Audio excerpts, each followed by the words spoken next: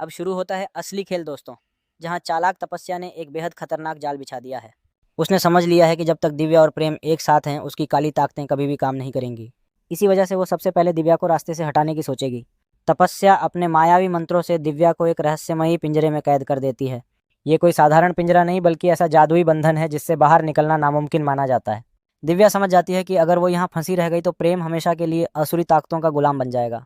लेकिन दिव्या हार मानने वालों में से नहीं है। कैद में रहते हुए ही वह शिव शक्ति का आह्वान करती है।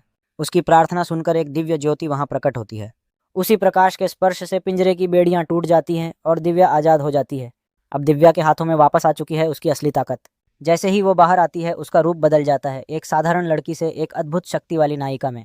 तपस्या चौंक जाती है लेकिन फिर भी अहंकार में डूबी हुई कहती है, बस कुछ ही पल और फिर देखना प्रेम तुम्हारा नहीं मेरा राक्षस बनेगा। इधर दिव्या बिना समय गंवाए मंदिर से लाल गुलाल लेकर आती है।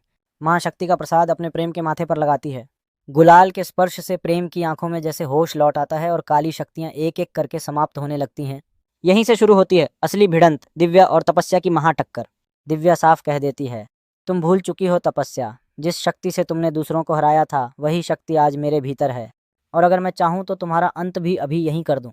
अब देखने वाली बात होगी कि इस शक्ति संघर्ष में कौन जीतेगा। क्या प्रेम हमेशा के लिए असुर राज बनकर तपस्या के साथ चला जाएगा, या फिर दिव्या अपने विश्वास और मान शक्ति की कृपा से प्रेम को दोबारा अपना बना लेगी।